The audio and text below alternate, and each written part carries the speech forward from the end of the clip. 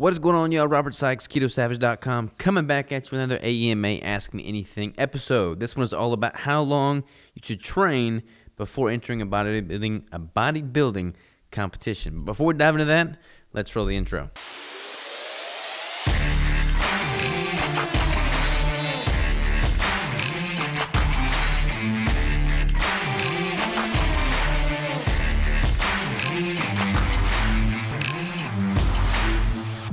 All right, we're back. This question is brought to us by Matt, and Matt asks, how long should you train before entering a bodybuilding competition?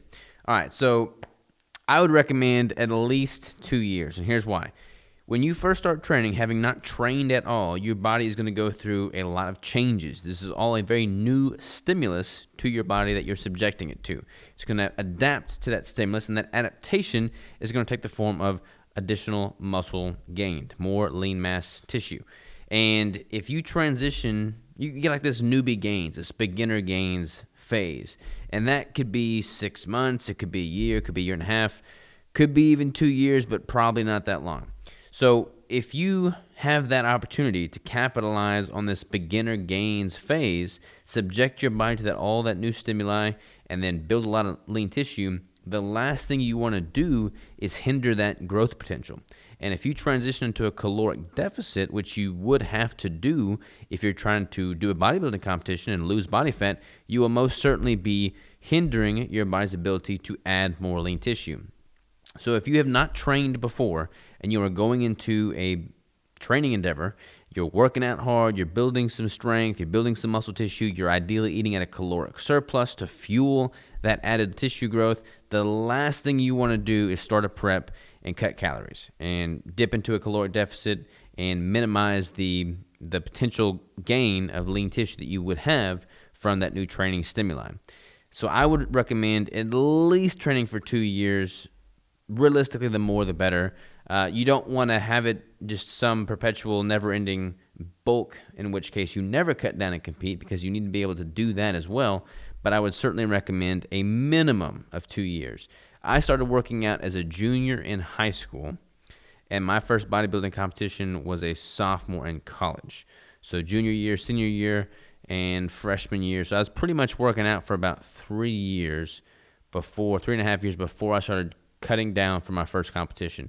Yeah, I did some I didn't really know what I was doing in the very beginning, so I had some cutting phases in which I lost a little bit of weight to look good during the summertime, but it wasn't like a legit cut. I never got bodybuilding level lean during that first 3-year span, and more often than not, I was in a caloric surplus, a pretty significant caloric surplus, put on some body fat, and built a lot of muscle.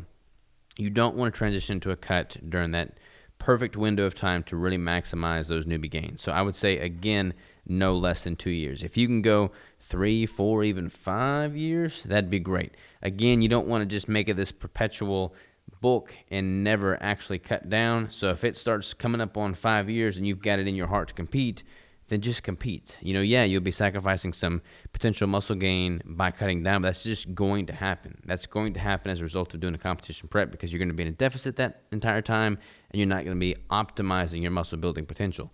That's okay. There's some benefit to the yin and yang there, just not in the very, very beginning when all of that is a totally new stimulus and your body is wanting to grow and add more lean tissue. So hopefully that answers your question, Matt.